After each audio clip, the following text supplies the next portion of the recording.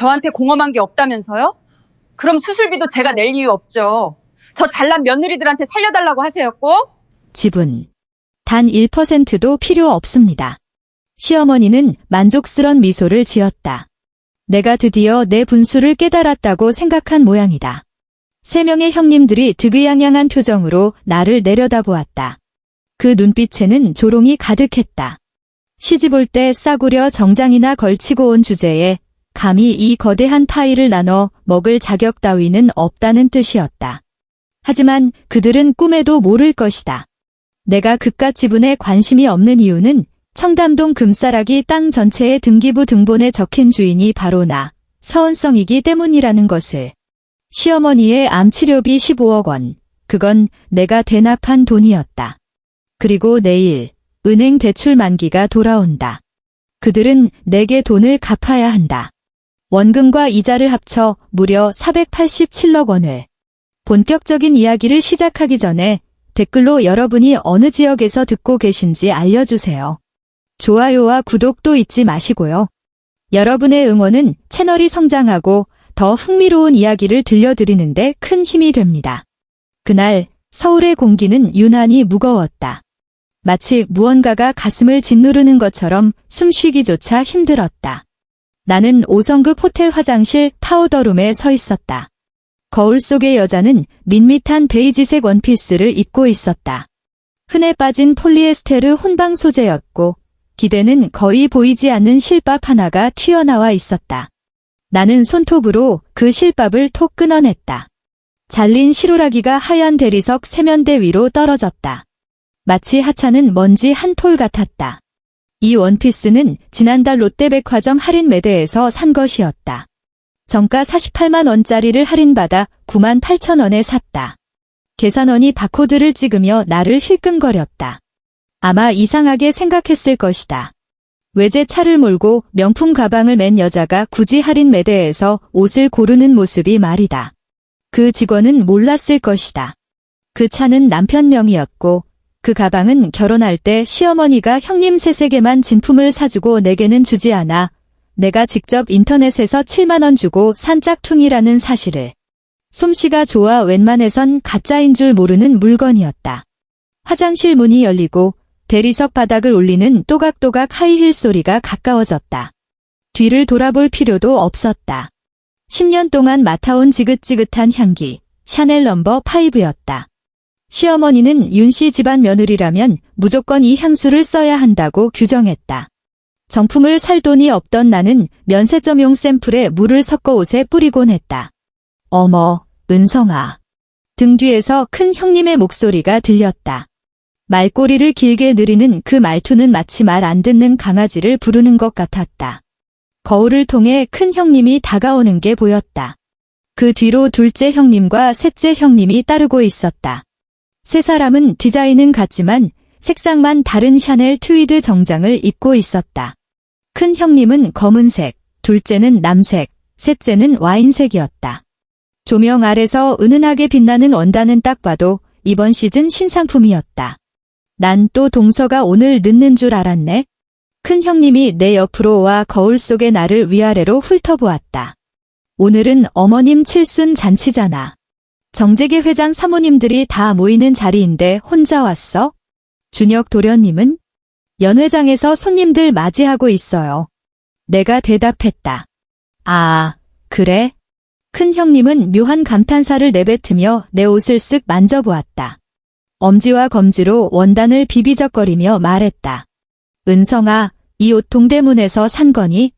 나는 대답하지 않았다. 형님의 손가락이 여전히 내 어깨 위에 머물러 있었다. 새빨간 매니큐어가 칠해진 손톱이 따뜻한 조명 아래서 유독 섬뜩하게 번들거렸다. 얇은 천 위로 형님의 손가락 온도가 느껴졌다. 그 미지근한 온도는 아주 오래전 열병을 앓던 어머니가 내 손을 잡아주던 그때를 떠올리게 했다. 다만 그때 어머니의 손은 불덩이처럼 뜨거웠지만 큰 형님의 손은 차가웠다. 오늘같이 중요한 날에 큰 형님이 마침내 손을 거두며 입꼬리만 올린 채 웃었다. 눈은 전혀 웃고 있지 않은 내가 너무나 잘 아는 그 표정이었다. 좀 그럴듯하게 입고 올 순 없었니? 옆에서 둘째 형님이 거들었다. 그러게 말이야. 동서 남편이 그래도 명색이 윤씨 집안 막내 아들인데 우리 집안 망신은 시키지 말아야지. 우리 집안 망신? 그 6글자가 날카로운 바늘처럼 심장에 무감각해진 부위를 정확히 찔러왔다. 우리 집안. 윤씨 집안에 시집온 지 10년이 지났지만 나는 단 한 번도 그 부리에 포함된 적이 없었다. 셋째 형님은 아무 말 없이 옆에서 휴대전화만 들여다보고 있었다. 액정 불빛이 그녀의 얼굴을 비췄다. 형님들 중 가장 어린 그녀는 나보다 2살이 많았고 시집온 지는 8년이 되었다. 듣자 하니 친정에서 혼수로 현금 20억 원을 해왔다고 했다. 시어머니는 기뻐서 본가에서 사흘 밤낮으로 잔치를 열었었다. 반면 내가 시집올 땐 그럴듯한 패물 세트 하나 없었다. 알겠습니다. 내가 말했다. 주의할게요. 큰 형님은 내 반응이 영성에 차지 않는 눈치였다. 아마 내가 변명을 하거나 말대꾸를 하길 바랐을 것이다. 그래야 자연스럽게 훈계를 늘어놓을 수 있을 테니까. 하지만 나는 아무 말 없이 세면대 모서리만 바라보았다. 자세히 보지 않으면 모를 미세한 균열이 그곳에 있었다. 가자 큰 형님이 먼저 몸을 돌려 밖으로 향했다. 연회 곧 시작해. 은성아, 넌 뒤따라와. 앞쪽으로 나서지 말고. 오늘 오신 분들 다 중요한 분들이니까 윤씨 집안이 교양 없다는 소리 듣게 하지 말고. 나는 세 사람의 뒤를 따라 호텔 복도를 걸었다. 복도 양옆에는 거대한 꽃장식이 늘어서 있었다. 백합과 백장미의 진한 향기가 숨막힐 듯 진동했다. 내 구두는 카페트 위에서 둔탁한 소리를 냈지만 앞서 걷는 세 사람의 발소리는 경쾌했다. 그녀들이 신은 루브탱의 붉은 밑창이 걸음마다 번뜩이며 무언가를 과시하는 듯했다. 연회장 문이 활짝 열려 있었고 안은 이미 사람들로 가득했다. 가장 먼저 헤드 테이블에 앉은 시어머니가 눈에 들어왔다. 오늘 시어머니는 보라색 한복을 입고 머리를 곱게 틀어 올린 채 귀에는 커다란 에메랄드 귀걸이를 하고 있었다. 결혼 40주년 때 시아버지가 선물했다는 5억 원을 호가한다는 그 귀걸이였다. 시어머니 옆에는 시아버지가, 그 옆으로는 아주버님과 큰형님, 그 다음은 둘째 내외와 셋째 내외가 차례로 앉았다. 가장 끝자리엔 준혁이 앉아 있었다. 내 자리는? 헤드 테이블을 훑어봤지만 내 이름표는 없었다. 은성아. 언제 왔는지 준혁이 내 옆에 서 있었다. 그의 미간이 살짝 찌푸려져 있었다. 내 자리는 저기야. 그가 연회장 구석진 곳에 있는 작은 테이블을 가리켰다. 그곳엔 윤씨 집안의 먼 친척 한 명과 그녀의 아이들 2명만이 앉아 있었다. 어머니가 메인 테이블은 자리가 부족하다고 하셔서 준혁의 목소리는 누가 들을까 봐 겁내는 것처럼 작았다. 일단 저쪽에 앉아 있다가 연회 중간쯤 되면 괜찮아. 내가 말을 잘랐다. 준혁은 나를 보며 입술을 달싹거리다 도로 다물었다. 그의 눈에서 죄책감이 읽혔다. 무력감, 그리고 내가 설명할 수 없는 어떤 복잡한 감정들이 섞여 있었다. 결혼 생활 10년 동안 그의 눈에서 수없이 봐왔던 표정이었다. 어머니가 나를 모욕할 때마다, 형수들이 나를 비웃을 때마다, 명절 식사 자리에서 내가 부엌 구석에 서서 밥을 먹을 때마다 그의 눈에는 늘 죄책감이 있었다. 하지만 그 죄책감이 행동으로 이어진 적은 단 한 번도 없었다. 가봐에 내가 말했다. 손님들이 기다려. 나는 구석진 테이블을 향해 몸을 돌렸다. 걸어가는 내내 수많은 시선이 내 등에 꽂히는 게 느껴졌다. 호기심, 경멸, 그리고 역시나 하는 식의 뻔한 눈빛들. 저 여자가 윤 회장 댁넷째 며느리지? 시집올 때 빈손으로 왔다며? 오죽하면 저런 구석 자리에 앉히겠어? 쯧쯧. 불쌍하긴 뭘. 윤씨 집안에 들어온 것만으로도 감지덕지해야지. 말소리가 정확히 들리진 않았지만 사람들의 입모양과 눈빛만으로도 충분히 짐작할 수 있었다. 익숙했다. 지난 10년 동안 이런 자리에 수없이 불려다녔고 수없이 많은 시선을 견뎌냈으니까. 구석자리에 앉자 맞은편의 먼 친척 여자가 어색하게 웃어 보이더니 이내 아이들을 챙기느라 고개를 숙였다. 웨이터가 샴페인 한 잔을 내려놓고 갔다. 기포가 유리잔 벽을 타고 천천히 올라오다 터져버렸다. 연회가 본격적으로 시작되었다. 시어머니의 축사는 20분 가까이 이어졌다. 그녀는 무대 중앙에 서서 마이크를 잡고 상류층 특유의 우아한 억양으로 참석해준 귀빈들에게 감사를 표했다.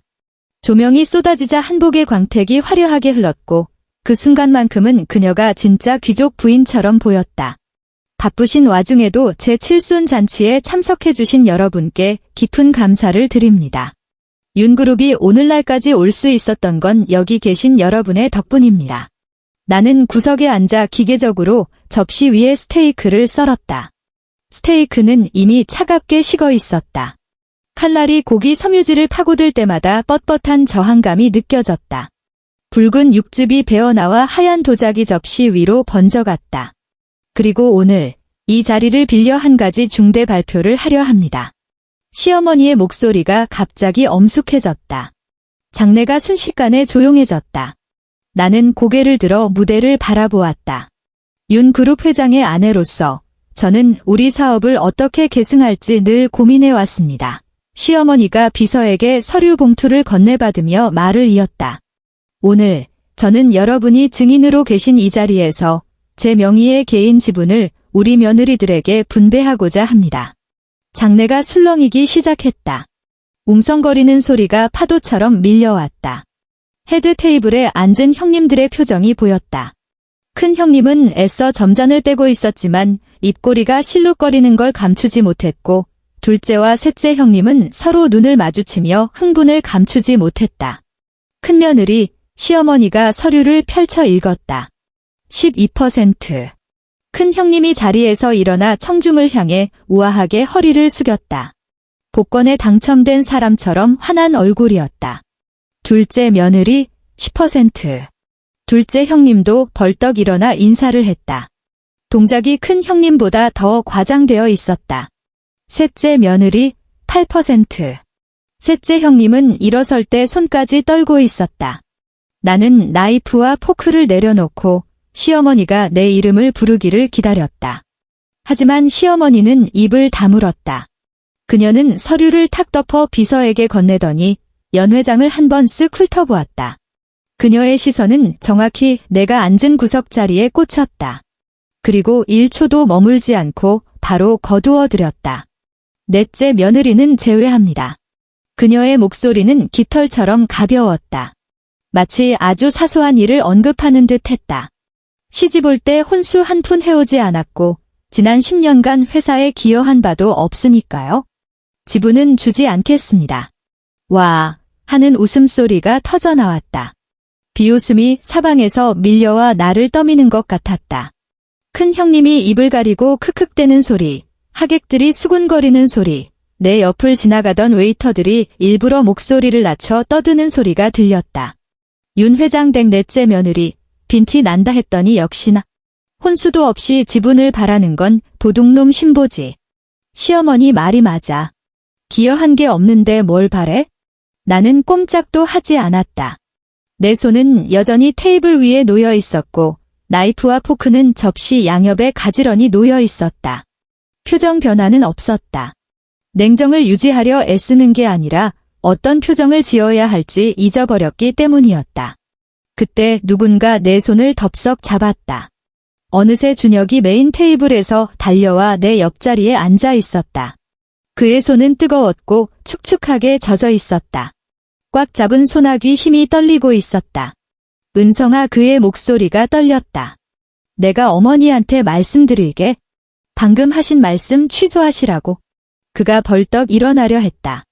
나는 그의 손을 눌러 앉혔다. 괜찮아 내가 말했다.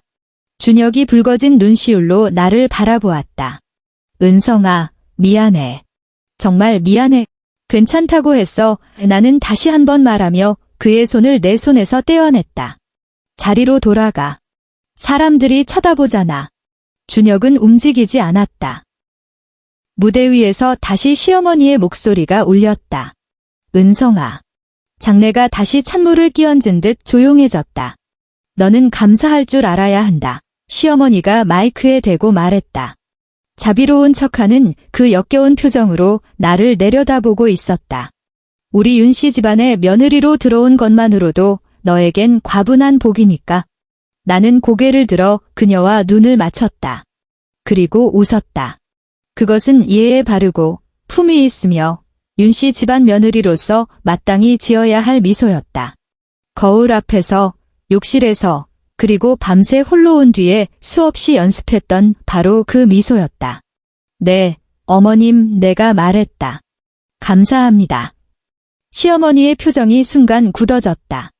그녀는 아마 내가 울거나 소란을 피우거나 추태를 부리기를 기대했을 것이다. 그래야 나를 바닥까지 짓밟고 주제도 모르는 며느리를 참교육하는 회장 사모님의 위엄을 만천하에 과시할 수 있었을 테니까. 하지만 나는 그러지 않았다. 나는 그저 웃으며 가장 공손한 목소리로 감사합니다라고 말했다. 시어머니의 안색이 빳빳하게 굳었다. 마이크를 쥔 손에 힘이 들어가는 게 보였다. 무언가 더 쏘아붙이려다 결국 입을 다물었다. 그녀는 획 몸을 돌려 하던 연설을 계속했다. 연회는 계속되었다. 술잔이 부딪히고 웃음꽃이 피고 사람들은 서로 명함을 주고받으며 인맥을 넓히느라 바빴다. 나는 구석자리에 홀로 앉아 있었다. 눈앞의 스테이크는 차갑게 식어 육즙이 젤리처럼 굳어 있었다. 나는 더 이상 음식에 손대지 않고 샴페인만 연거푸 마셨다. 탄산이 혀끝에서 터지며 찌릿한 통증을 남겼다. 연회가 끝난 건 밤 10시가 다 되어서였다. 하객들이 하나둘 자리를 뜨고 호텔 직원들이 테이블을 정리하기 시작했다.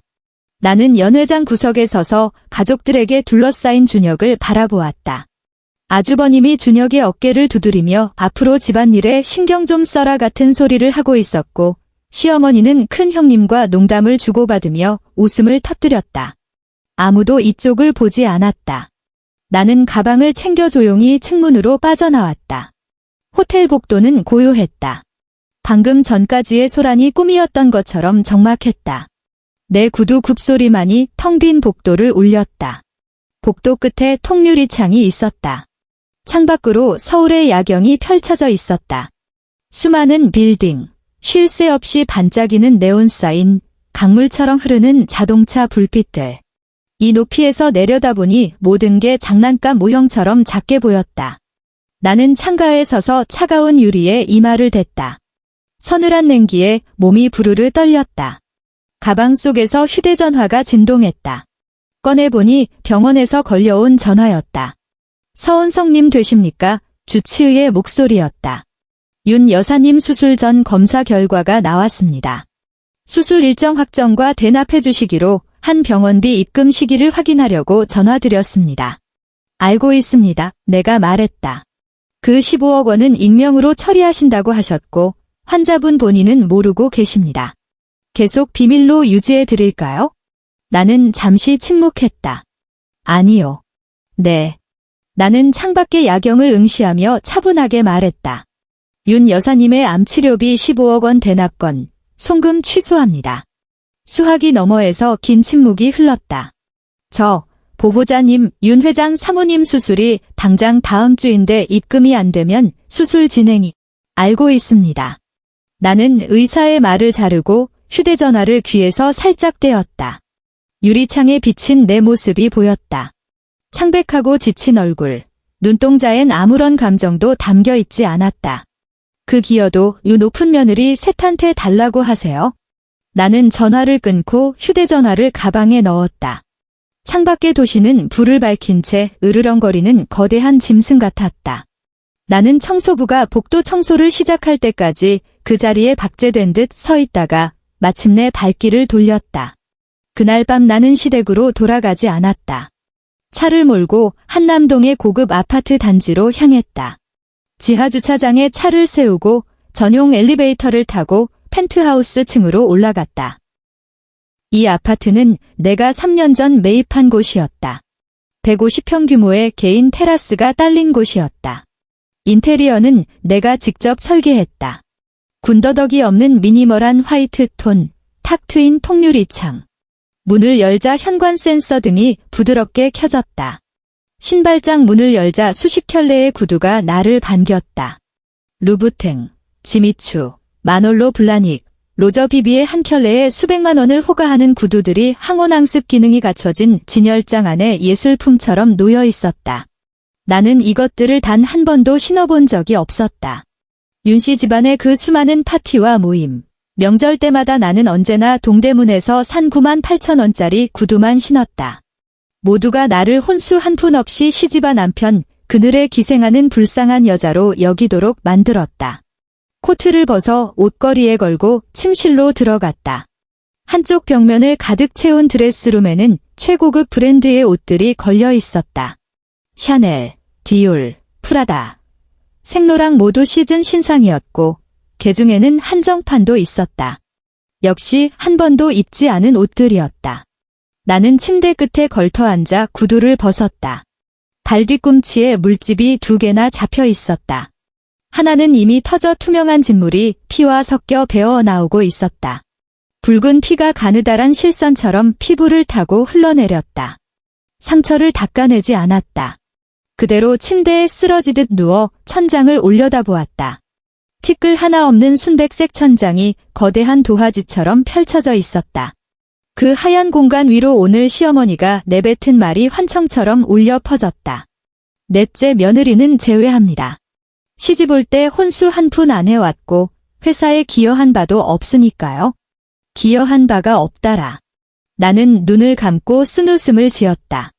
3년 전 윤그룹의 자금줄이 막혀 본사 사옥이 경매로 넘어갈 뻔했을 때 익명의 매수자로 나서서 사옥 부지를 사들인 뒤 시세의 절반도 안 되는 가격에 임대해준 게 누구였더라?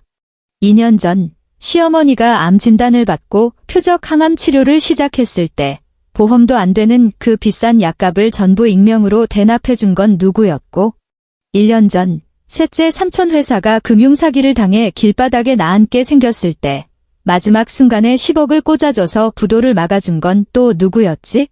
기여가 없어. 나는 눈을 번쩍 뜨고 천장에 시리도록 하얀 빛을 노려보았다. 어머님 눈에 기여란 도대체 뭡니까? 친정에서 싸들고 오는 혼수입니까? 떵떵거리는 집안 배경입니까? 아니면 남들에게 과시할 수 있는 통장의 숫자들입니까? 나는 몸을 뒤척여 베개에 얼굴을 파묻었다. 실크 베갯닛의 서늘한 감촉이 뺨에 닿았다. 깊게 숨을 들이마셨다. 익숙하고 편안한 향기. 여긴 내 집, 내 침대, 내 공간이었다. 시댁의 흔적이라곤 티끌만큼도 없는 곳, 시어머니의 고함도, 형님들의 비아냥도, 그 누구도 나를 해칠 수 없는 나만의 요새. 휴대전화가 다시 진동했다. 준혁이었다. 받지 않았다. 전화는 끊어졌다가 다시 울리고 또 다시 울렸다. 나는 벨소리를 무음으로 바꾸고 그대로 침대에 누워 창밖의 밤하늘을 응시했다. 서울의 밤하늘엔 별이 보이지 않았다. 그저 빌딩 숲의 불빛과 가끔 지나가는 비행기의 전멸등뿐이었다.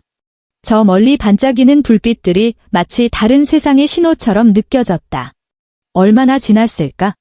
나는 자리에서 일어나 욕실로 들어가 뜨거운 물을 틀었다. 쏟아지는 물줄기가 오늘 하루의 피로와 굴욕을 씻어내렸다. 눈을 감고 머리 위로 쏟아지는 열기를 온몸으로 받아냈다. 욕실 안에 수증기가 자욱하게 차올랐다. 거울에 뿌연 김이 서렸다. 손으로 거울을 쓱 닦아내자 흐릿한 형상이 드러났다. 나이면서 동시에 낯선 타인 같은 얼굴. 거울 속의 여자가 입술을 달싹이며 소리 없는 말을 뱉었다. 이제 끝낼 때가 됐어. 다음 날 아침 윤씨 본가는 발칵 뒤집혔다. 병원에 독촉 전화가 걸려온 건 오전 9시. 시어머니가 아침 식사를 하고 있을 때였다. 주치의가 직접 전화를 걸어 평소보다 훨씬 딱딱한 어조로 통보했다.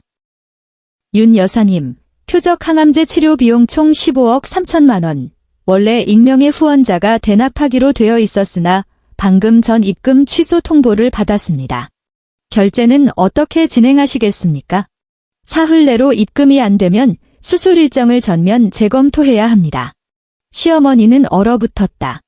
나중에 들은 바로는 당시 국을 뜨던 숟가락을 놓쳐 미역국이 식탁보를 엉망으로 만들었는데도 알아채지 못했다고 했다.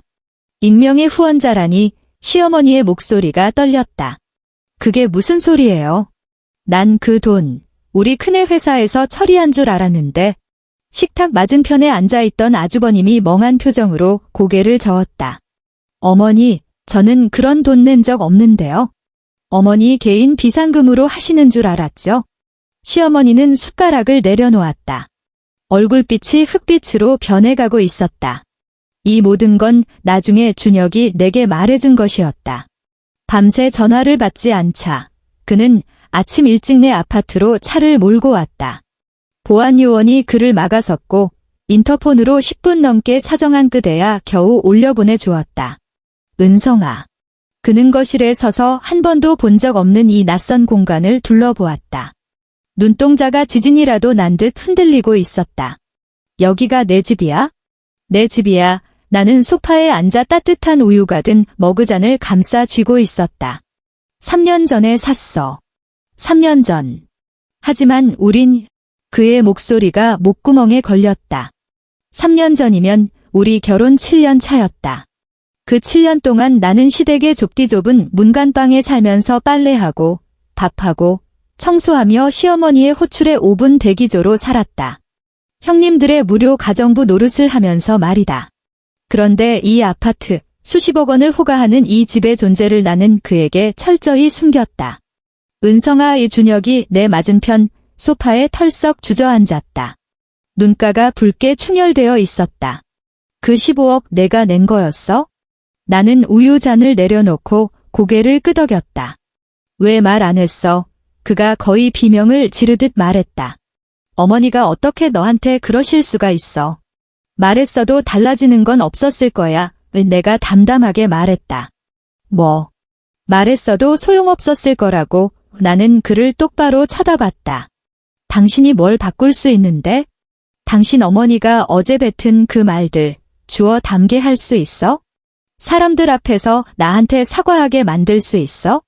나도 윤씨 집안 며느리로서 존중받을 자격이 있다고 인정하게 만들 수 있냐고. 준혁은 입을 벌린 채 아무 말도 하지 못했다. 그럴 수 없다는 걸 나도 알고 그도 알았다. 10년이었다. 어머니가 나를 모욕할 때마다 그는 주먹만 꽉 쥔 채 옆에 서 있을 뿐이었다. 그의 눈에 서린 죄책감, 무력감, 그 비겁한 슬픔들. 하지만 단 한 번도 나를 위해 나서서 방패가 되어준 적은 없었다. 안 한 게 아니라 못한 것이다. 그는 윤씨 집안의 막내 아들이었고 어려서부터 형들에게 치이고 어머니에게 무시당하며 컸다. 집안 내 발언권이라곤 쥐뿔도 없었다. 그는 그저 가족에게 인정받고 싶어서 자신도 이 집안의 일원임을 증명하고 싶어서 죽어라 일하고 눈치를 살폈다. 하지만 실패했다. 결혼 10년이 지나도록 어머니가 나를 며느리로 인정하게 만들지도 못했고 형수들이 나를 동서로 대우하게 만들지도 못했다. 그는 아무것도 하지 못한 채 내가 짓밟히는 걸 구경만 했다. 은성아. 그가 갑자기 바닥에 무릎을 꿇었다. 미안해. 카페트 위에 무릎 꿇은 남편을 내려다보는데 기묘한 기분이 들었다. 분노도 슬픔도 아닌 그저 텅 빈 듯한 피로감이었다. 뭐가 미안한데? 내가 물었다. 모든 게 우리 엄마, 형수들, 그리고 내가 너를 지켜주지 못해서. 지켜줘. 내가 피식 웃었다. 준혁 씨, 내가 왜 10년 동안 바보처럼 당하고만 있었는지 알아? 그가 고개를 들어 나를 올려다보았다. 확인해보고 싶었어. 내가 말했다. 당신 어머니 눈에 내가 사람 대접받을 가치가 있는지. 내가 가진 배경, 돈, 능력 다 숨기고 빈털터리 며느리로 섰을 때 과연 나라는 사람 자체를 어떻게 대할지 보고 싶었어. 준혁의 얼굴에서 핏기가 싹 가셨다. 이제 답은 나왔네. 나는 자리에서 일어나 통유리창 앞으로 걸어갔다. 햇살이 눈부시게 쏟아져 내렸다. 빌딩 숲이 황금빛으로 번쩍였다. 여기서 보면 한강이, 강남의 번화가가, 멀리 굽이치는 산등성이까지 한눈에 들어왔다. 이 도시의 꽤 많은 부분이 내 소유였다. 하지만 윤씨 집안에 시집가서 산 10년 동안 단 한 사람도 나를 존중하지 않았다. 은성아 등 뒤에서 준혁의 목소리가 들렸다. 우리 이제 어떻게? 어머니 수술비 말하는 거야. 나는 뒤를 돌아보지 않았다. 그 기여도 높으신 형님 세 분한테 달라고 하셔. 은성아. 난 기여한 게 없잖아. 몸을 돌려 공포에 질린 그의 눈을 마주보며 방긋 웃어주었다. 시집 올 때 빈손으로 왔는데 무슨 염치로 돈을 내겠어? 그날 오후 며느리 셋이 윤씨 본가로 긴급 소집되었다. 이 역시 나중에 준혁을 통해 전해 들은 이야기다. 그는 점심때까지 내 아파트에서 꼼짝 않고 수십 통의 전화를 받아내다가 결국 본가 호출을 받고 끌려갔다. 시어머니는 노발대발했다고 한다. 거실 상석에 앉은 그녀 앞에는 병원비 독촉장이 놓여 있었고 얼굴은 분노로 시퍼렇게 질려 있었다. 며느리 셋은 죄인처럼 일렬로 서서 고개도 들지 못했다. 15억, 시어머니가 테이블을 탁 내리쳤다. 각자 5억씩 내일 아침까지 만들어 와. 큰 형님이 제일 먼저 입을 열었다. 어머님, 저희가 얼마 전에 평창동 빌라를 매입하느라 현금이 좀 묶여. 시어머니가 코웃음을 쳤다. 내가 어제 너한테 나눠준 지분이 12%야. 돈으로 환산하면 수십억인데 그깟 5억이 없어서 묶여? 하지만 지분을 당장 현금화할 순 없잖아요. 큰 형님의 목소리가 기어 들어갔다. 둘째 형님은 옆에서 꿀먹은 벙어리처럼 고개만 숙이고 있었다. 셋째 형님은 아예 울먹거리기 시작했다. 어머니, 그이 사업이 요즘 힘들어서 지난달에만 3억 까먹었어요. 저희 정말 현금이 없어요. 시어머니는 기가 차서 몸을 부들부들 떨었다. 어제 지분 받을 땐 돈 없다는 소리 쏙 들어가더니 그녀가 벌떡 일어나 독촉장을 며느리들 얼굴을 향해 집어 던졌다. 종이가 허공에 흩날렸다. 무슨 수를 써서라도 만들어 와. 사채를 쓰든 친정에 손을 벌리든 알아서 해. 하지만 뭐, 시어머니가 찢어지는 목소리로 고함을 질렀다. 내가 니들 10수년을 먹이고 입히고 지분까지 떼어줬는데 내가 죽게 생겼는데 돈 없다는 소리가 나와? 세 며느리는 서로 눈치만 볼 뿐 아무도 대답하지 못했다. 15억, 시어머니가 또박또박 못을 박았다. 사흘이다. 못 가져오면 니들 다신 이 집구석에 발 들일 생각 마라. 그녀는 씩씩거리며 2층으로 올라가 방문을 쾅 닫아버렸다. 남겨진 며느리들의 얼굴은 사색이 되어 있었다. 큰 형님이 둘째를, 둘째가 셋째를 쳐다봤지만 뾰족한 수는 없어 보였다. 한참 뒤 큰 형님이 입을 열었다. 대체 그 돈 원래 누가 내고 있었던 거야? 아무도 몰랐다. 병원에서는 끝까지 익명보장을 고수했으니까? 혹시 넷째 동서 아니에요? 셋째 형님이 조심스럽게 물었다. 큰 형님이 콧방귀를 꼈다. 동대문떨이 옷이나 입는 주제에 15억이 어디 있어? 말도 안 되는 소리 하지 마. 그렇긴 한데 걔 말고는 진작 가는 사람이 없잖아요. 쓸데없는 소리 그만해. 둘째 형님이 짜증스럽게 말을 잘랐다. 일단 돈부터 만드는 게 급선무야. 각자 알아서 해결하고 사흘 뒤에 보자고. 세 사람은 각자 딴 주머니 찰 궁리만 하며 뿔뿔이 흩어졌다. 계단 모퉁이 그림자 속에 서서 그 꼴을 지켜보던 준혁의 눈빛이 싸늘하게 식어가는 건 아무도 눈치채지 못했다. 같은 시각, 나는 서재에 앉아 두툼한 서류 뭉치를 넘기고 있었다. 30분 전 재무 담당 비서가 가져온 파일이었다. 지난 3년간 내가 익명으로 윤그룹에 쏟아부은 자금 내역서였다. 리스트는 깨알 같은 글씨로 3페이지를 가득 채우고 있었다. 마지막 장을 넘기자 비서가 자필로 적어놓은 합계 금액이 눈에 들어왔다. 총계 487억 6,400만 원. 나는 파일을 덮고 책상 위에 올려놓았다. 블라인드 사이로 새어들어온 오후의 햇살이 파일 표지 위로 줄무늬 그림자를 드리웠다. 빗줄기 속에서 먼지가 부유했다. 487억. 이게 바로 내가 윤그룹에 바친 6.25의 값어치였다. 사흘 뒤 시어머니는 결국 사람을 풀어 그 익명의 후원자를 뒷조사했다. 있는 인맥 없는 인맥 다 동원하고 사설 탐정까지 고용했다. 병원 측도 거센 압박을 이기지 못하고 결국 입금자 정보를 흘리고 말았다. 비서가 파들거리는 손으로 조사 보고서를 내밀었을 때 시어머니는 병실 창가에 앉아 있었다. 햇살이 그녀의 주름진 얼굴을 비추고 있었다. 그녀는 돋보기를 쓰고 보고서를 받아들었다. 그리고 손이 떨리기 시작했다. 예금주, 서은성, 거래은행, 신한은행 여의도 지점 VIP 프라이빗 뱅킹 센터. 고객 등급 최상위 VVIP. 비고 최근 3년간 윤그룹 관련 계좌로 총 487억 6,400만 원 송금. 시어머니의 얼굴에서 혈색이 사라졌다. 입술이 파랗게 질려갔다. 말도 안 돼 그녀가 헛바람 새는 소리를 냈다. 걔는 고아에 시집올 때 빈털털이었는데 이게 무슨? 비서는 고개를 푹 숙인 채 말이 없었다. 시어머니가 보고서의 마지막 장을 넘겼다. 거기에는 더 충격적인 내용이 첨부되어 있었다. 서은성 개인 명의의 추정 자산 내역이었다. 빼곡하게 적힌 부동산, 주식, 채권 리스트. 총 추정 자산 약 2조 7천억 원. 시어머니의 손에서 보고서가 힘없이 스르르 미끄러져 바닥으로 떨어졌다. 종이들이 흩어졌다. 2조 7천억. 그녀의 넷째 며느리. 싸구려 옷을 입고 가짜 명품 가방을 메고 다닌다고 10년 내내 구박했던 그 아이. 그 아이의 자산이 윤그룹 전체 자산의 30배가 넘었다.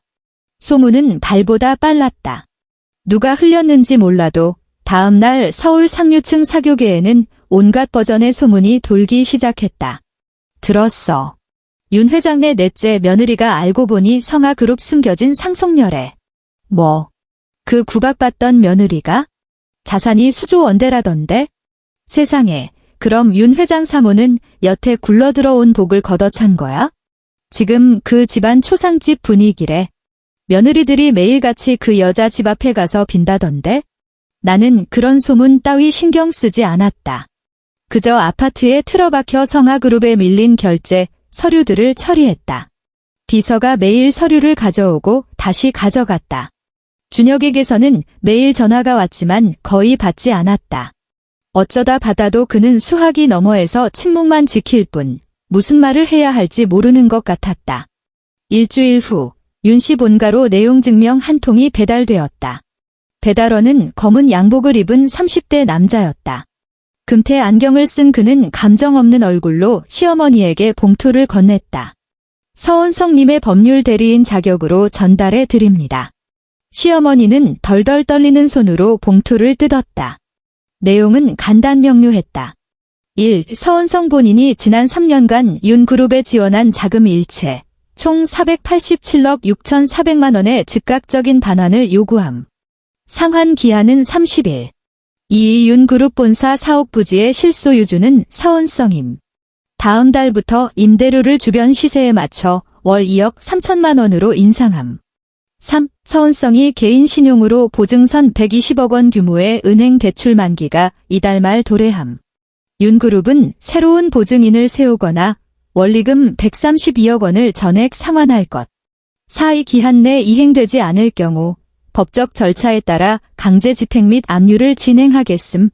하단에는 로펌의 붉은 직인과 내 이름 석자가 선명하게 찍혀 있었다. 다 읽은 시어머니는 소파 등받이로 쓰러지듯 넘어갔다. 487억 그녀가 넋나간 사람처럼 중얼거렸다. 우리한테 487억이 어디 있어? 옆에서 훔쳐보던 아주버님이 발을 동동 구르며 비명을 질렀다. 어머니, 어떡해요? 회사 가용 현금 다 털어도 50억도 안 되는데? 동서한테 사정 좀 해보면 안 될까요? 기한이라도 좀 늘려달라고 둘째 아주버님이 거들었다. 셋째, 삼촌이 쓴웃음을 지었다. 지금 걔가 우리 말을 듣겠냐? 거실 구석에 모여있던 새며느리의 얼굴은 흑빛이었다. 큰 형님은 눈이 퉁퉁 부어 있었고 둘째는 바닥만 보고 있었으며 셋째는 남편 뒤에 숨어 숨도 크게 쉬지 못했다. 준영만이 아무 말 없이 창가에 서 있었다. 그는 등을 돌린 채 어깨를 조금씩 들썩이고 있었다. 시어머니가 갑자기 고개를 번쩍 들었다. 준혁아, 내가 가봐라. 그래도 내가 남편인데 내 말은 들어주지 않겠니? 가서 무릎이라도 꿇고 빌어. 준혁이 천천히 몸을 돌렸다. 그의 눈은 붉게 충혈되어 있었고 표정은 일그러져 있었다. 분노인지 슬픔인지 아니면 절망인지 모를 기묘한 표정이었다. 어머니. 그가 갈라지는 목소리로 말했다. 은성이가 지난 10년을 어떻게 살았는지 아세요? 뭐라고요?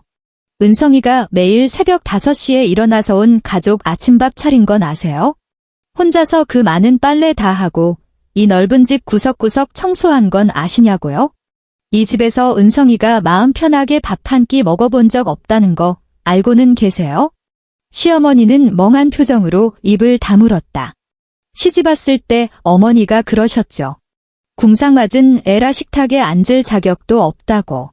임신했을 때 형수님들이 변기 청소시켰잖아요. 임산부는 많이 움직여야 몸에 좋다면서요. 그러다 유산했을 때 어머니가 뭐라고 하셨습니까? 몸 관리 못한 게 탓이라면서 병원비 한 푼 안 주셨잖아요. 준혁의 목소리가 점점 커지더니 끝내 울부짖음으로 변했다. 은성이가 이 집안을 위해 얼마나 희생했는지 아세요? 487억입니다. 그게 얼마나 큰 돈인지 감이 나오세요? 은성이 목숨값이에요. 지난 10년 동안 은성이 혼자서 피를 갈아 넣어 이 집안을 지탱해 온 거라고요. 그런데 어머니는요? 어머니가 은성이한테 주신 게 뭡니까? 모욕이잖아요. 집 받고 사람들 앞에서 망신 준 거 말고 뭐가 있냐고요. 준혁이 너 아주버님이 소리를 버럭 질렀다. 어머니한테 말버릇이 그게 뭐야? 준혁이 맹수처럼 형을 노려보았다. 형은 나한테 훈계할 자격 있어? 가족 모임 할 때마다 형이 은성이한테 어떻게 했어? 형수가 뒤에서 은성이 씹을 때 말리기라도 했냐고? 내가 모를 줄 알아? 거실에는 죽음과도 같은 정막이 흘렀다. 준혁은 깊은 숨을 들이마셨다. 격앙되었던 목소리가 차분하게 가라앉았지만 그 고요함이 방금 전의 분노보다 더 서늘하게 심장을 조여왔다. 지난 세월 동안 난 아무것도 안 했어. 그저 지켜만 봤지? 당신들이 은성이한테 칼을 꽂을 때마다 멀뚱히 보고만 있었어. 난 겁쟁이였고 은성이를 지켜주지 못했어. 하지만 이제는 그가 말을 멈췄다. 그렁그렁하던 눈물이 결국 뺨을 타고 흘러내렸다. 이제야 알겠어. 은성이는 내 보호 따위 필요 없었다는 걸 처음부터 필요 없었어. 이 집구석을 지키고 있었던 건 은성이었으니까. 우리 모두를 보호하고 있었던 건 그 여자였다고. 그런데 우리가 돌려준 건 상처뿐이었지. 그는 몸을 돌려 현관으로 향했다. 준혁아, 시어머니가 다급하게 불렀다. 어디 가는 거냐? 준혁은 걸음을 멈췄지만 뒤를 돌아보지는 않았다. 은성이한테 가요, 그가 말했다. 당신들 용서 빌러가는 거 아니에요? 사죄하러 가는 겁니다. 현관문이 쾅 하고 닫혔다. 거실에는 충격에 휩싸인 침묵만이 남았다. 그날 밤 준혁이 내 아파트로 찾아왔다. 그는 문 앞에 한참 동안 서 있었다. 인터폰 화면으로 그의 모습이 보였다. 옷은 쭈글쭈글하게 구겨져 있었고 머리는 헝클어졌으며 얼굴에는 마르지 않은 눈물 자국이 선명했다. 나는 문 열림 버튼을 눌렀다. 들어와. 그가 문을 열고 들어와 현관에 엉거주춤 섰다. 마치 큰 잘못을 저지르고 혼나기를 기다리는 아이 같았다. 은성. 앉아. 나는 거실 소파를 가리켰다. 물이라도 줄까? 아니, 됐어. 그는 소파 옆으로 다가왔지만 앉지는 않았다. 그저 고개를 푹 숙인 채 소매 끝 단추만 만지작거릴 뿐이었다. 나는 그 맞은편에 앉아 그가 입을 열기를 조용히 기다렸다. 은성아, 그가 마침내 고개를 들었다. 눈이 온통 핏발로 서 있었다. 나 오늘 식구들이랑 대판 싸웠어. 알아. 알고 있었다고? 김 비서가 말해줬어. 그가 씁쓸하게 웃었다. 하긴 나보다 내 사람이 더 많겠지? 나는 대꾸하지 않았다. 그는 잠시 침묵하더니 갑자기 바닥에 한쪽 무릎을 꿇었다. 준혁 씨. 내 말 끝까지 들어줘. 그가 내 말을 자르며 떨리는 목소리로 말했다. 은성아, 내가 우리 식구들 증오하는 거 알아. 이 집안을 혐오하는 것도 알아. 내가 하는 모든 행동 다 이해해. 자금 회수하고 임대료 올리고 보증 취소하고 다 내가 응당해야 할 일들이야. 내가 뭐라 할 자격 없어? 그는 깊게 심호흡을 하고 말을 이었다. 하지만 은성아, 딱 하나만 부탁할게. 뭔데? 나를 미워하지는 말아줘. 나는 멍하니 그를 바라보았다. 내가 자격 없는 놈인 거 알아. 그가 말하는 동안 눈물이 다시 뚝뚝 떨어지기 시작했다. 지난 10년 동안 난 아무것도 안 했어. 식구들이 너 괴롭히는 거 뻔히 보면서 다 끝나고 나서야 미안하다는 말밖에 못했어. 난 쓸모없는 놈이고 겁쟁이고 쓰레기야. 하지만 은성아, 나 정말 너 사랑해. 너 처음 본 날부터 지금까지 사랑했어. 내가 나랑 결혼해준 거 진심이었던 거 알아. 나도 그랬어. 그의 목소리가 점점 기어 들어가더니 끝내는 흐느낌에 묻혀 거의 들리지 않았다. 우리 식구들 용서해 달라는 거 아니야? 그냥 나한테 속죄할 기회만 줘. 내 남은 평생을 바쳐서 너한테 갚게 해줘. 바닥에 무릎 꿇고 우는 남자를 내려다보는데 가슴속에서 복잡한 감정이 일렁였다. 그는 내 남편이었다. 10년을 함께한 사람. 그 세월 동안 그는 단점투성이었다. 유약했고 책임감도 없었고 가족에게 반기를 들 용기도 없었다. 하지만 장점도 많은 사람이었다. 다정했고 세심했으며 내가 가장 힘들 때 곁에 있어준 유일한 사람이었다. 나는 그의 나약함이 싫었지만 늦은 밤 나를 안고 미안하다며 울먹이던 그의 모습 또한 기억하고 있었다. 그에게 수없이 실망했지만 단 한 번도 그를 사랑하지 않은 적은 없었다. 일어나, 내가 말했다. 그가 눈물범벅이 된 얼굴로 나를 올려다보았다. 일어나라고. 그가 천천히 몸을 일으켰다. 다리가 풀렸는지 비틀거렸다. 나는 그에게 다가가 손을 들어 얼굴에 묻은 눈물을 닦아주었다. 준혁 씨, 내가 말했다. 내가 왜 당신이랑 결혼했는지 알아? 그가 고개를 저었다. 당신은 내 친정에 돈이 얼마나 있는지 묻지 않은 유일한 사람이었으니까. 그의 눈이 동그랗게 커졌다. 우리 처음 만난 날, 도서관 기억나? 당신은 내 맞은편에 앉아 책을 읽고 있었지. 창가로 햇살이 들어와 당신 옆얼굴을 비췄어. 당신은 책장에 집중해서 입술을 달싹거리며 무언가를 외우고 있었고. 그 순간 알았어. 이 사람은 특별하구나. 그의 입술이 파르르 떨렸다. 나중에 당신이 나 쫓아다닐 때 사람들이 다 그랬어. 윤 씨 집안 도련님이니 뻔하다고. 내 돈 보고 그러는 거라고. 하지만 당신은 한 번도 묻지 않았어.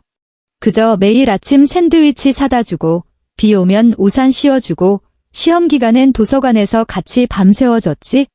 내가 부자인지 아닌지 당신은 관심조차 없었어. 나는 쓴웃음을 지었다. 당신이랑 결혼할 때 정말 평범하게 살고 싶었어. 그래서 내 재산 다 숨긴 거야? 그 돈이 없어도 당신이 예전처럼 나한테 잘해줄지 그게 보고 싶었거든. 은성, 당신은 증명했어. 내가 말했다. 지난 10년 동안 당신은 늘 나한테 잘해줬어. 당신 가족들이 문제였지. 나는 말을 줄였다. 준혁이 갑자기 나를 와라 끌어안았다. 부서질 듯 꽉 껴안았다. 은성아, 미안해. 그의 목소리가 젖어 있었다. 미안해. 정말 미안해. 나는 그의 어깨에 얼굴을 묻고 눈을 감았다. 그에게서 익숙한 향기가 났다. 마트에서 파는 저렴한 섬유 유연제 냄새. 내가 그 향을 좋아한다고 해서 우리는 결혼 내내 그 제품만 썼다. 나는 한참 동안 그의 품에 안겨 있었다. 마침내 그를 살짝 밀어내고 눈을 맞췄다. 준혁 씨, 난 당신 가족들 절대 용서 안 해. 그가 고개를 끄덕였다. 알아. 하지만 당신은 내가 잠시 뜸을 들였다. 남아도 돼. 그가 멍하니 나를 보았다. 뭐라고? 당신은 내 옆에 있어도 된다고 내가 다시 한번 말했다. 단, 조건이 하나 있어. 무슨 조건? 지금부터 내 성을 따라.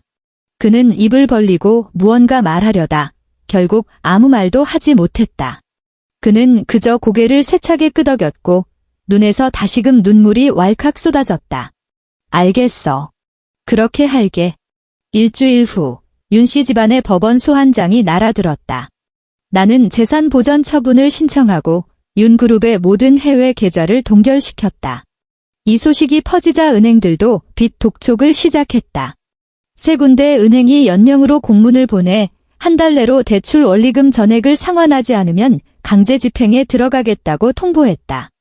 윤 씨 집안은 완전히 아수라장이 되었다. 시어머니는 밤새 내게 수십 통의 전화를 걸었지만 나는 단 한 통도 받지 않았다. 문자가 쉴 새 없이 쏟아졌다.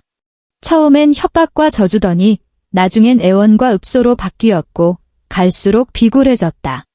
은성아, 애미가 잘못했다. 전화 좀 받아주렴. 은성아, 나 몸도 안 좋은 거 알잖니. 제발 한 번만 받아오. 은성아, 우린 가족이잖니. 어떻게 내가 이럴 수 있니? 나는 모든 문자를 증거로 저장해두고 그녀의 번호를 차단 목록에 올렸다. 이틀 뒤 시어머니가 병든 몸을 이끌고 내 아파트 앞으로 찾아왔다. 인터폰 화면으로 그녀가 보였다. 회색 패딩 점퍼를 입고 머리는 산발을 한 채 얼굴은 촛농처럼 흘러내려 퀭했다. 큰 형님과 둘째 형님이 양옆에서 부축하고 있었다. 그녀는 로비 입구의 인터폰 앞에 서서 미친 듯이 호출 버튼을 눌러댔다. 은성아, 은성아, 문 열어라. 내 시험이다. 보안 요원이 다가와 그녀를 제지했다. 예약하셨습니까?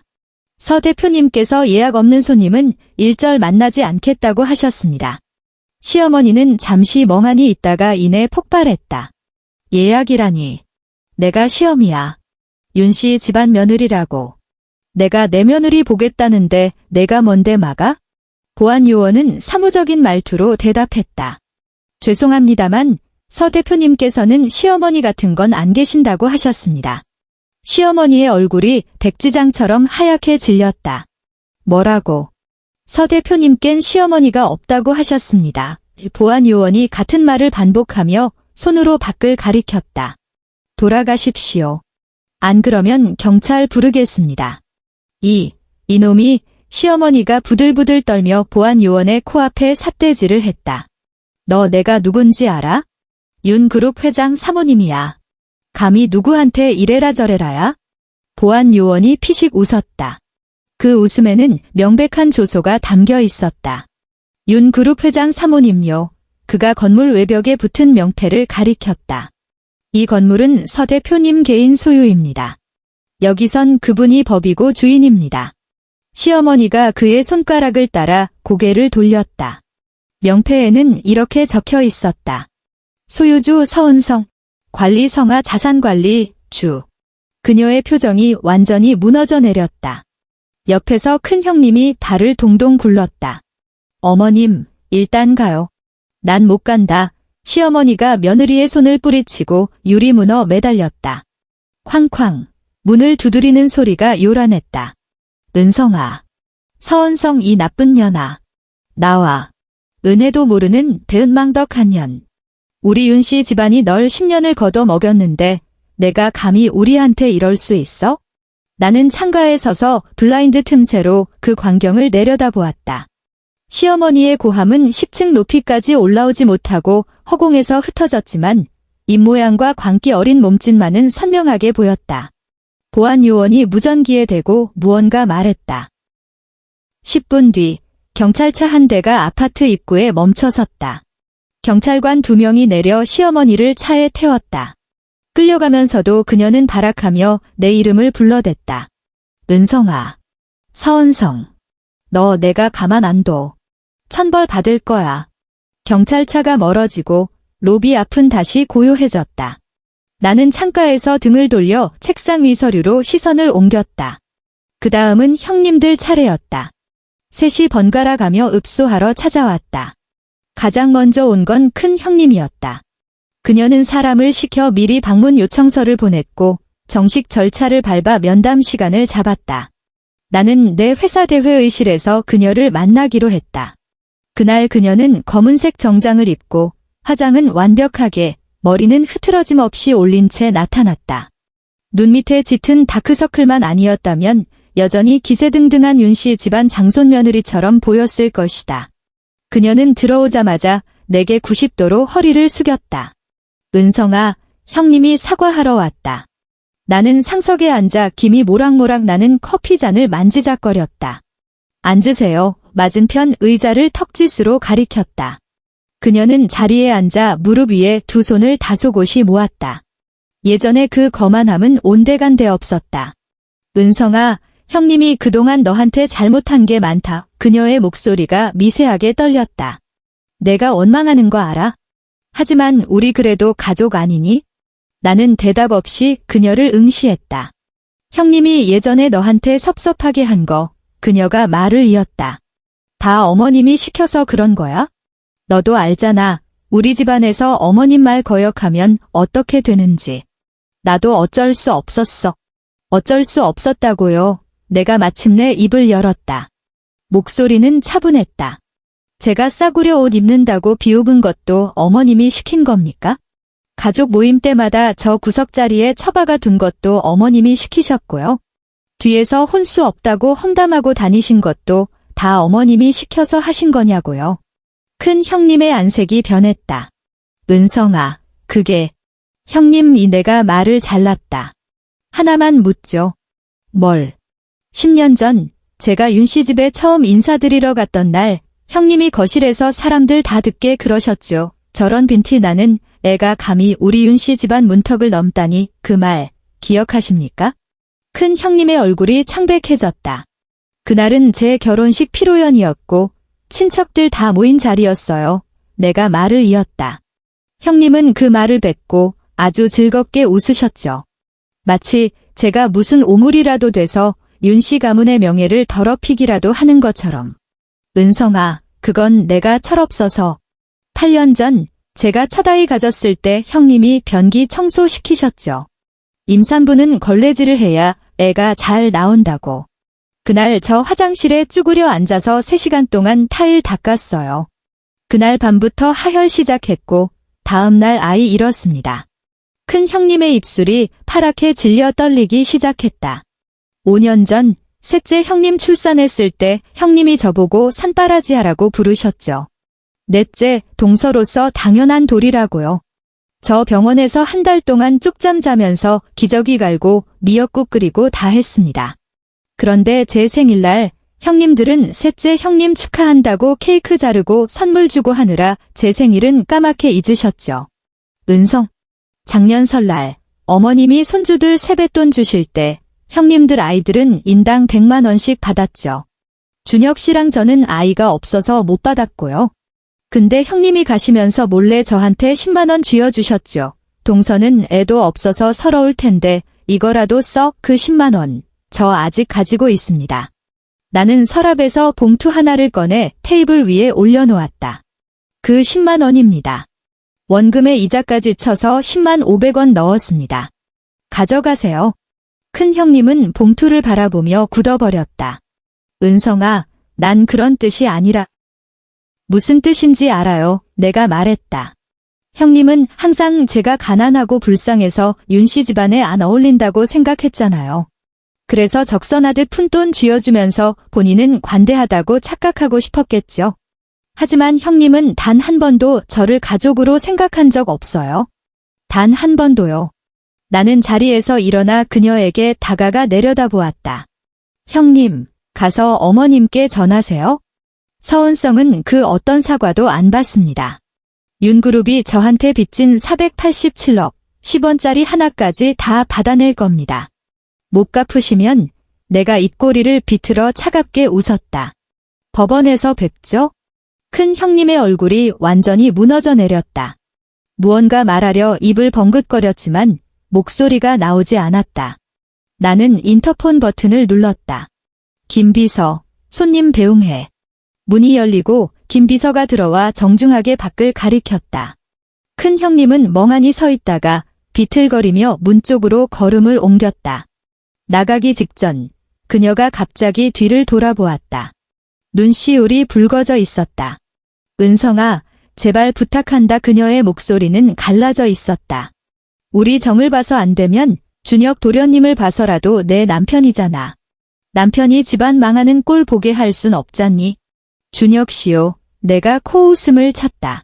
그 사람 이제 제 성 따라요. 서준혁. 그 사람의 새 이름이야? 이제 내 사람이고 윤 씨 집안이랑은 아무 상관 없어요. 큰 형님의 얼굴에서 핏기가 완전히 빠져나갔다. 마치 영혼이 빠져나간 사람 같았다. 뭐라고? 준혁 씨는 이제 윤 씨 집안 사람 아니라고요. 내가 또박또박 말했다. 법적으로 성도 바꿨고 호적도 팠어요. 형님들이 알던 그 윤 씨 집안 막내 지제 세상에 없습니다. 큰 형님이 휘청거렸다. 김 비서가 재빨리 부축했다. 이쪽입니다. 그녀는 반쯤 실려나가듯 회의실을 빠져나갔다. 문이 닫히고 나는 다시 의자에 앉아 식어버린 커피를 한 모금 마셨다. 혀끝에 씁쓸함이 감돌았다. 둘째와 셋째 형님은 함께 왔다.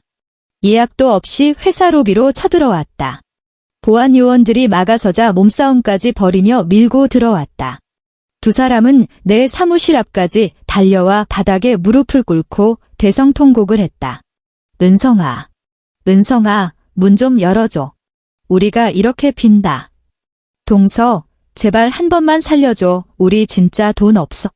나는 사무실 안에서 블라인드 사이로 복도의 두 여자를 내다보았다. 한때는 윤 씨 집안의 자랑거리였던 며느리들. 둘째는 건설사 사장 딸이라며 혼수 30억을 해왔고, 셋째는 아버지가 국회의원이라며 콧대가 하늘을 찔렀었다. 그녀들은 늘 나보다 상석에 앉았고 내게 명령조로 말했다. 그런데 지금 내 사무실 문 앞에서 화장이 다 번지도록 울며 빌고 있었다. 은성아, 우리가 잘못했어. 다신 안 그럴게, 응? 동서, 자네가 마음이 넓으니까 한 번만 봐줘. 그 모습을 보는데 마음이 차게 식어 아무런 감흥도 일지 않았다. 10년 전 윤 씨 집에 처음 들어갔을 때 나도 저렇게 비굴하게 빌었었다. 어머님께 밥상에 숟가락이라도 놓게 해달라고, 형님들께 제발 뒤에서 욕 좀 하지 말아달라고, 이 집안에서 숨 좀 쉬게 해달라고. 하지만 아무도 들어주지 않았다. 그녀들은 나를 비웃으며 마치 재롱 부리는 원숭이 보듯 했다. 이제 상황이 역전되어 바닥을 기는 건 그녀들이었다. 통쾌한가? 아니면 비참한가? 모르겠다. 그저 피곤할 뿐이었다. 나는 인터폰을 눌렀다. 김 비서, 문 앞에 쓰레기 좀 치워주세요. 복도의 통곡 소리가 뚝 끊겼다. 보안 요원 2명이 다가와 둘째와 셋째 형님의 양팔을 끼고 질질 끌고 갔다. 엘리베이터로 끌려가면서 셋째 형님이 악을 썼다. 서은성, 너 두고 봐. 너도 천벌 받을 거야. 엘리베이터 문이 닫히고 복도는 다시 조용해졌다. 나는 몸을 돌려 책상 위의 서류를 다시 검토하기 시작했다. 한 달 후 윤그룹 주주총회가 열렸다. 윤그룹 역사상 가장 파격적인 주주총회였다. 회의를 주재하는 의장이 윤씨 일가가 아닌 바로 나였기 때문이다. 나는 샤넬 블랙 슈트를 입고 머리를 단정하게 아래로 묶었다. 귀에는 어머니의 유품인 진주 귀걸이를 했다. 내게 남은 것 중 가장 소중한 물건이었다. 회의장에는 주주들, 이사들, 각 계열사 임원들이 가득 앉아 있었다. 내가 들어서자 장내에는 충격과 당혹감이 감돌았다. 나는 쏟아지는 시선을 무시하고 의장석으로 걸어가 앉았다. 반갑습니다. 내가 좌중을 둘러보며 차분하게 말했다. 제 소개를 하죠. 성아그룹 후계자이자 윤그룹의 새로운 대주주 서은성입니다. 장내가 술렁거렸다. 나는 앞에 놓인 파일을 열어 훑어보았다. 인수 합병 완료 증명서에 따라 성아그룹은 현재 윤그룹 지분의 51%를 확보했습니다. 오늘부로 윤그룹의 경영권은 제가 행사합니다. 나는 다른 서류를 펼쳤다. 인사 발령안이었다. 경영진 개편에 대해 말씀드리겠습니다. 윤재훈, 윤재혁, 윤재민 씨 경영 능력 부족 및 배임 혐의로 오늘부로 해임합니다. 새 이름이 호명되자 회의장 안의 공기가 급격히 얼어붙었다. 아주버님, 둘째 아주버님, 그리고 셋째 삼촌의 이름이었다. 윤씨 집안의 세 아들, 그동안 그룹 요직을 차지하고 있던 그들이 하루아침에 백수가 되는 순간이었다. 그때 회의장 문이 벌컥 열렸다. 시어머니가 휠체어에 탄 채 들어왔다. 머리는 하얗게 샜고 얼굴은 해골처럼 말랐다.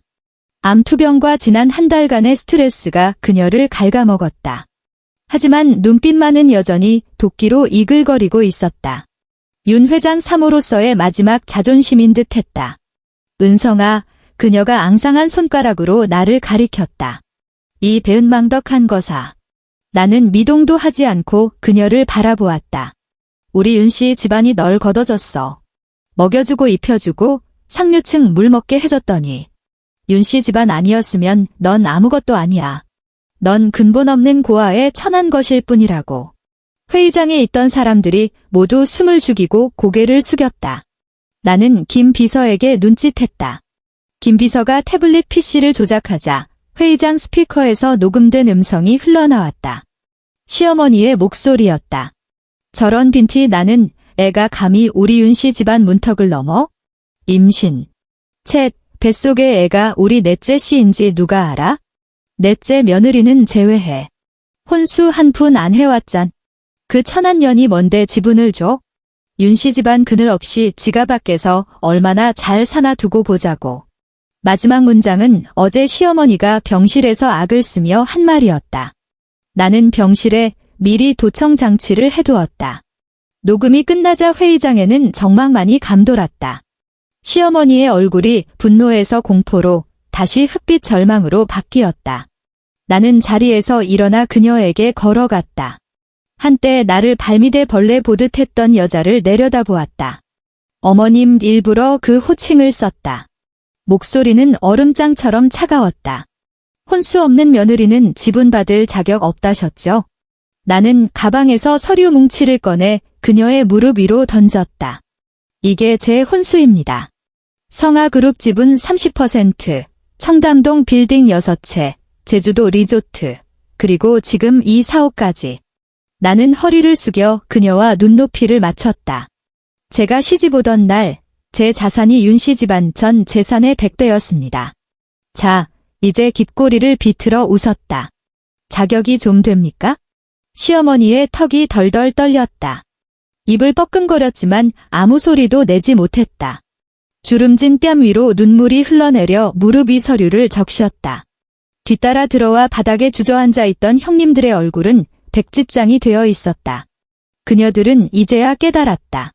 10년 동안 거지라고 놀렸던 넷째 며느리가 사실은 자기들 전 재산을 합친 것보다 훨씬 더 거대한 부를 가지고 있었다는 것을. 그들의 조롱, 무시, 멸시는 전부 어릿광대의 쇼에 불과했다는 것을. 나는 허리를 펴고 문 쪽으로 걸어갔다. 치료비요. 지원 안 합니다. 뒤도 돌아보지 않고 말했다. 윤그룹 부채는 3개월 내로 상환 못하면 법원 경매 넘깁니다. 문 앞에서 잠시 멈춰 서서 고개를 돌렸다. 어머님, 앞으로 노후는 그 기여도 높으신 며느리 셋한테 책임지라고 하세요. 나는 문을 박차고 나갔다. 쏟아지는 햇살 속으로 걸어 들어갔다. 뒤는 돌아보지 않았다. 주주총회가 끝나고 나는 곧장 한남동의 단독주택으로 향했다. 며칠 전 새로 매입한 집이었다.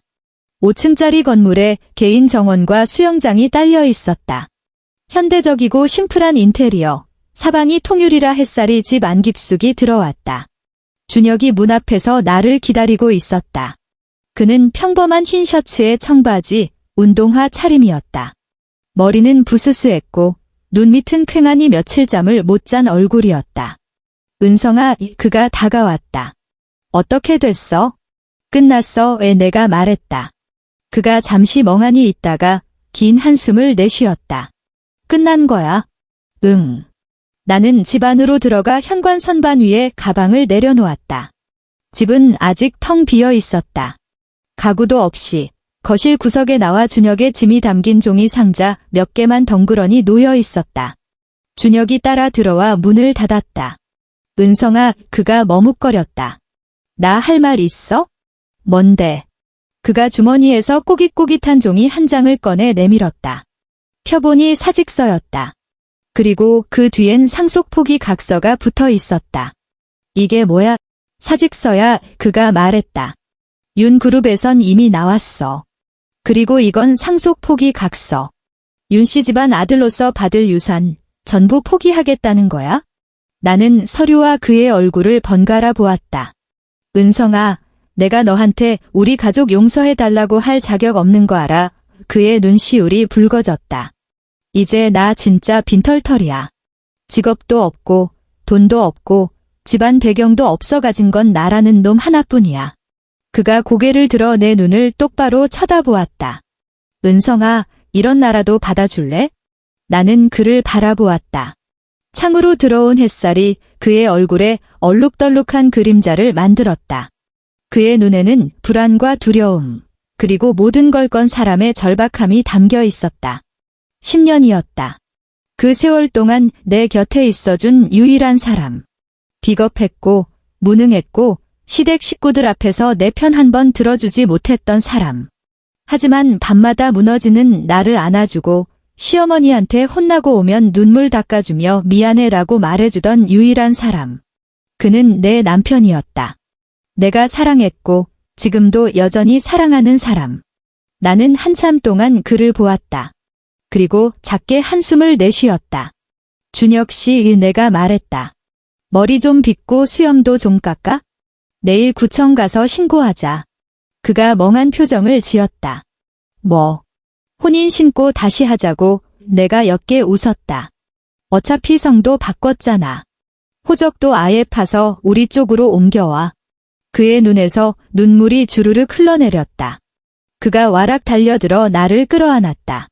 세상에서 가장 소중한 보물을 안 듯 부서져라 꽉 껴안았다. 은성아, 은성아, 그가 내 귓가에 대고 웅얼거렸다.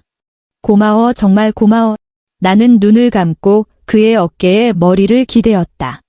창밖의 햇살이 우리 위로 따스하게 내려앉았다. 반년 후, 서울의 가을이 찾아왔다. 거리에 은행나무들이 노랗게 물들었다. 바람이 불 때마다 황금빛 낙엽이 나비처럼 흩날리며 거리를 뒤덮었다. 윤그룹 본사 사옥 앞은 기자들로 인산인해를 이루었다. 오늘은 채무상환 만기일이었다. 윤그룹은 결국 빚을 갚지 못했고 법원 강제 집행이 시작되었다. 집행관들이 몰려와 유리 현관문에 빨간 압류 딱지를 덕지덕지 붙였다. 햇빛을 받아 번들거리는 그 붉은 딱지들이 마치 피 묻은 상처 같았다. 나는 길 건너편 카페 창가에 앉아 그 모습을 지켜보고 있었다. 회전문이 열리고 남자 셋, 여자 셋이 줄지어 나왔다. 윤씨 집안의 세 아들과 세 며느리였다. 표정들이 가관이었다. 아주버님은 얼굴이 시퍼렇게 죽어 있었고 둘째 아주버님은 울었는지 눈이 퉁퉁 부어 있었다. 셋째 삼촌은 고개를 푹 숙인 채 말이 없었다. 형님들은 서로를 부축하며 비틀거렸다. 셋째 형님은 사람들 뒤에 숨어 얼굴을 가렸다. 기자들이 하이에나처럼 달려들어 카메라를 들이댔다. 서은성 대표의 조치에 대해 어떻게 생각하십니까? 윤그룹 파산 심경 한 말씀 해주시죠. 서 대표가 성하그룹 후계자인 거 정말 모르셨습니까? 참다 못한 셋째 형님이 비명을 지르며 기자의 카메라를 뺏으려 달려들었다. 보안요원이 제지하는 과정에서 그녀가 바닥으로 넘어졌다. 치마가 찢어지며 속옷이 적나라하게 드러났다. 플래시가 미친 듯이 터졌다. 셔터 소리가 기관총 소리처럼 쏟아졌다. 그 장면은 수많은 렌즈에 담겨 몇 시간 뒤 네이버 실시간 검색어 1위를 장식했다. 윤그룹 파산, 며느리의 추태, 성하그룹 딸의 10년 복수극, 그 전막, 한국판 신데렐라, 10월들을 응징하다. 청와대 국민청원 게시판에는 윤그룹의 지난 10년 회계 부정과 횡령을 철저히 수사해달라는 청원이 올라왔고 하루 만에 20만 명의 동의를 얻었다. 나는 휴대전화 화면을 끄고 커피잔을 내려놓았다. 창밖으로 은행잎이 하염없이 지고 있었다. 나는 자리에서 일어나 카페를 나섰다. 시어머니는 결국 수술을 받았다. 하지만 서울의 최고급 병원 VIP실이 아닌 건강보험이 적용되는 공립병원 다인실에서였다. 수술은 성공적이었지만 재활과 후속 치료비가 문제였다. 새 며느리는 병원비 분담 문제로 매일같이 싸웠다. 자매처럼 지내던 후에는 돈 앞에서 산산조각이 났다. 하루는 병실 밖에서 큰 형님과 둘째 형님이 머리채를 잡고 싸웠다. 둘째 형님이 큰 형님더러 돈을 더 내라고 한 게 화근이었다. 큰 형님은 내가 시집 올 때 혼수 더 많이 해왔으니 내가 더 내라고 맞받아쳤다. 고성이 오가다 결국 몸싸움으로 번져 병실 문까지 박살났다. 짝! 하는 소리와 함께 큰 형님의 손바닥이 둘째 형님의 뺨을 후려쳤다. 내가 왜 더 내? 너도 받은 지분 있잖아. 둘째 형님이 뺨을 감싸쥐고 울음을 터뜨렸다. 코피가 터져 얼굴이 엉망이 되었다. 시어머니는 병상에 누워 그 아수라장을 듣고 있었다. 쭈글쭈글한 눈가에서 눈물이 주르륵 흘러내렸다. 그제야 그녀는 지난 10년 동안 투명인간 취급했던 막내 며느리를 떠올렸다.